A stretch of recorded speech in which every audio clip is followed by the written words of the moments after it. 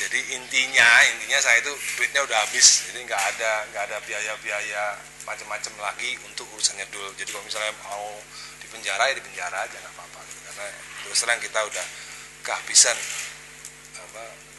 duit lah istilahnya gitu.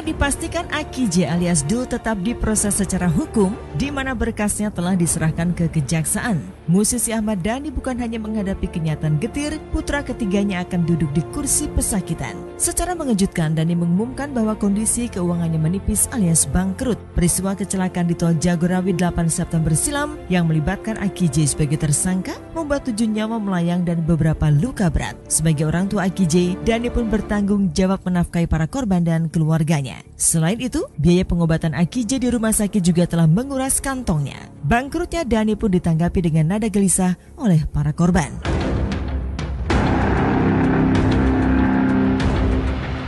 Ya, segalanya tak lagi sama pasca kecelakaan maut itu. Baik bagi Ahmad Dhani dan juga para korban dan keluarganya. Korban luka sulit bekerja lagi akibat kondisi fisik yang masih belum memungkinkan. Sedangkan keluarga korban meninggal kehilangan tulang punggung keluarga. Mereka pun kabarnya mulai resah karena Ahmad Dhani yang selama ini menjadi tumpuan harapan terang-terangan mengaku tak memiliki uang lagi. Sedangkan masih ada tanggung jawab Dhani untuk membiayai pengobatan serta memberikan santunan untuk biaya hidup korban dan keluarganya. Kalau dari pihak pribadi kami mengharapkan Dhani tetap memberikan santunan seperti biasanya. Kita yakin bahwa Dhani istilah kasarnya mau bertanggung jawab. Nah sekarang kalau memang keluarga korban tidak dibiayai, mereka harus menuntut kemana? Kami yakin Dhani mau tanggung jawab, bisa mencarikan jalan keluarnya. Pendapat Bapak masih tetap mengharapkan dana Pak Dhani ini sportif, sesuai dengan apa yang dibicarakan. Mudah-mudahan sih Bapak mengharapkan tidak bangkrut gitu. Mas Dhani kan udah ngasih kompensasi berapa bulan ke depan, udah dibayar secara cash. Ya itu yang saya inikan sekarang, yang saya atur sekarang. Tapi ya namanya kita perjalanan hidup semakin hari semakin bertambah, kebutuhan semakin jalan. Ya untuk saat ini kan otomatis kan sedikit demi sedikit kan berkurang, mulai habis. Cuman saya bersyukurnya ini saat saya pertemuan kemarin di rumah Mas Dhani, sedikit banyaknya kita akan membicarakan secara keluargaan. Ada situ istilahnya persamaan hak antara kita, antar korban dengan korban yang lainnya. Jadi mudah-mudahan dengan pembicaraan kemarin itu ada sistem persamaan kompensasi tadi gitu. Sampai sekarang saya masih menunggu, teman-teman pun juga masih menunggu dari hak persamaan tadi gitu. Jadi mungkin sedikit banyaknya kabar baik lah untuk dikasih kesamaan dengan yang lainnya. Karena masalahnya ini kan jangka waktu yang panjang, ya sampai S1, S2 itu berapa tahun. Kalau Dhaninya masih bisa ngasih ibaratnya punya lagu-lagu yang bagus ya kan. Kalau yang ini repot lah, ini Jakarta Bung, hitungannya ya kadang di atas kadang di bawah ya kan. Kecuali dia emang punya juragan minyak ya kan, kita bisa. Kita ngomong apa fair-fairan aja. Kalau masalahnya duit Bu, Pak. Ya kan kalau udah duit kan rasanya siapa yang mau nanggurangi, misalnya kamu saya gaji 3 juta selama 10 tahun. Iris kuping saya kalau misalnya dia masih sanggup. Ya udahlah kalau emang udah diberikan sanggupnya dia ya kan. Ini loh saya sanggupnya, udah musyawarah aja. Untuk kedepannya udahlah. Hukum buat apa, kasihan juga sih yang namanya, kecuali udah 17 tahun ya kita nggak tahu ya. Itu masih kecil lah hitungannya. Semua keluarga korban sebenarnya sudah memberikan surat kepada polisi bahwa tidak akan menuntut. Jadi ya itu kan sebuah apa ya, sebuah itikat baik dari korban sebenarnya.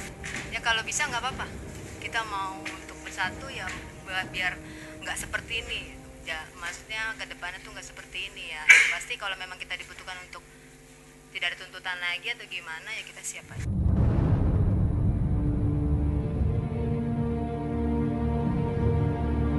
Reaksi dari para korban yang mulai dilanda resah atas bangkrutnya Dhani ternyata mendapat komentar pedas dari pengacara Farhad Abbas. Menurut pengacara yang juga suami penyanyi Nia Daniati itu, pernyataan Dhani yang mengaku bangkrut bisa memupuskan harapan anak-anak korban yang terlanjur menggantungkan biaya pendidikan kepada Dhani. Selain itu, Farhad menuding Dhani menipu para korban dan lari dari tanggung jawab. Korban pun tak bisa menuntut karena telah menyetujui surat perjanjian tidak akan menuntut yang disodorkan Dhani.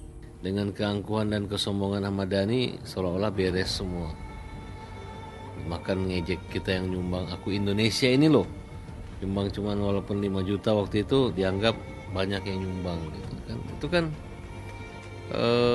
cara-cara menurut saya yang hanya arogansi saja. Seorang yang gagah awalnya kaya akan menanggung segala macam tiba-tiba ngaku bangkrut. Coba. Lebih pahit daripada duka ketika mati, ketika air mata di kuburan, itu lebih pahit. Mereka mau bergantung kepada siapa? Bergantung kepada pemerintah? Tidak. Mana cita-cita Dhani yang ingin membuat satu yayasan foundation tentang anak korban dulu? Mana cita-citanya ingin membuat satu monumen di jalan tol kan? Yang ada kan ceritanya dia bangkrut, yang ada ceritanya dia nggak punya apa-apa. Berarti kan lepas, lari dari tanggung jawab.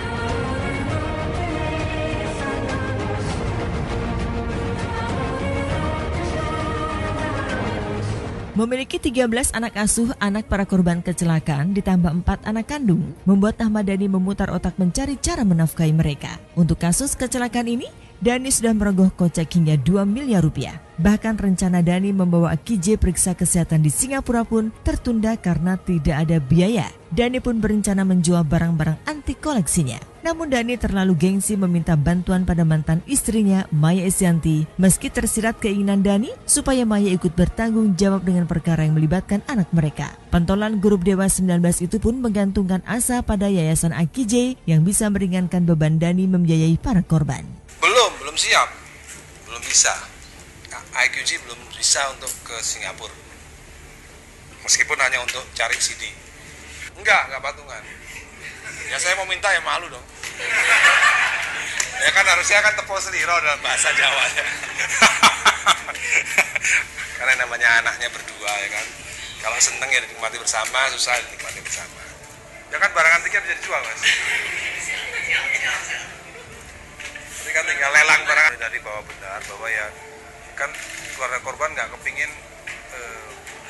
hari-hari saya mencari nafkah juga untuk kepentingan keluarga korban itu kan nggak kepingin terganggu juga kan dengan hal-hal persidangan dan lain-lain itu kan menyita energi yang cukup besar gitu. Jadi ya saya yakin pasti seperti itu. Nanti kan ada yayasan mas, nanti ada yayasan, begitu yayasan itu dalam bulan ini bisa jadi ya otomatis itu yayasan yang menanggung. Dan nggak mungkin lah yayasan bangkrut kan, nggak mungkin. Makanya doakanlah supaya nggak bangkrut.